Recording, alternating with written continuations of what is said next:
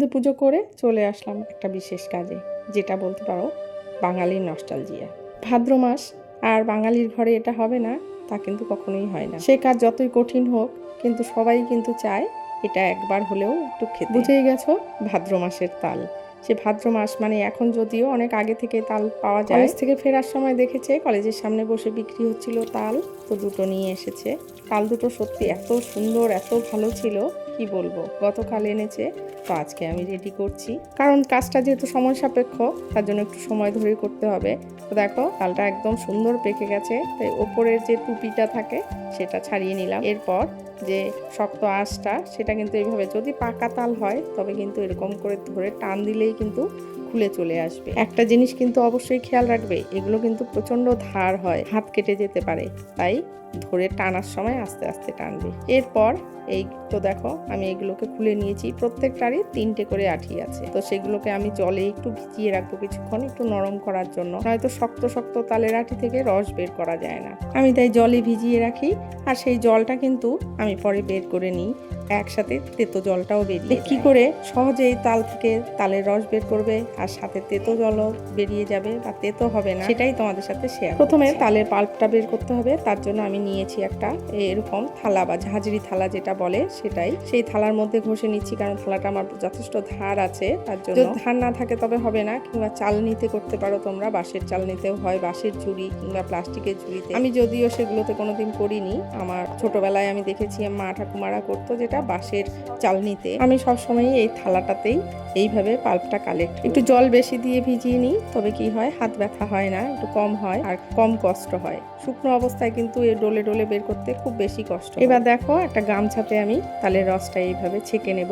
এই গামছাটা কিন্তু আমার রান্নাঘরেরই গামছা, এটাতে আমি এই তালের রস ছাকার জন্যই কি গামছাই লাগবে তা না, তোমরা অন্য কোনো কাপড়েও ইউজ করতে পারো। প্রথমবার ছাকার সময় আমি এক ভাঁজ করে দিয়ে তারপর ছেঁকে নিয়েছি। দেখো সমস্ত সূক্ষ্ম থেকে সূক্ষ্ম আঁশগুলো বেরিয়ে এসেছে। এটা কিন্তু ছাঁকনিতে কোনোদিনই আসবে না, আঁশগুলো কিন্তু একদম বেরিয়ে যাবে। আর এই তালের আঁশগুলো যদি থেকে যায়, খেতেও যেমন খারাপ লাগে, তেমনি কিন্তু পেটের গন্ডগোল হয়, এতে পেটের সমস্যা দেখা দিতে পারে। প্রথমবার আমি গামছাটাকে এক পার্ট করে দিয়ে তালের রসটাকে ছেঁকে, গামছাটাকে 2 ভাঁজ করে দিয়ে তারপর তালের রসটা ঝুলিয়ে রেখেছি। এই জলটা বেরিয়েছে তালের রসের থেকে, জলটা, এই জলটা দিয়ে কি করা হয় সেটা দেখতে হলে আমার একটা শর্ট রিল ভিডিও আছে, তোমরা কিন্তু দেখে নিতে পারো। এরপর দেখো গামছার ভেতরে যে তালের রসটা ছিল, সেটা কিন্তু জলটা বেরিয়ে গিয়ে একদম ঠিক একটা পাল্পে পরিণত হয়েছে, সেটাই আমি বের করে নিলাম। আর এই জলটা কি করবে সেটা জানার জন্য আমার ভিডিওটা দেখে নিও। এই তো দেখো এটা বের করেছি, আর এখানে আবার ঝুলিয়ে রেখেছি। এই তো এখানে ঝুলিয়ে রেখেছি।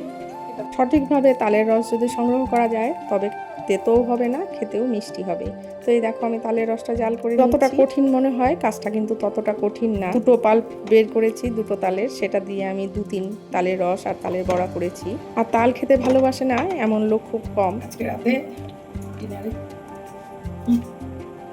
ডিনারে বানাবো তালের ক্ষীর আর লুচি।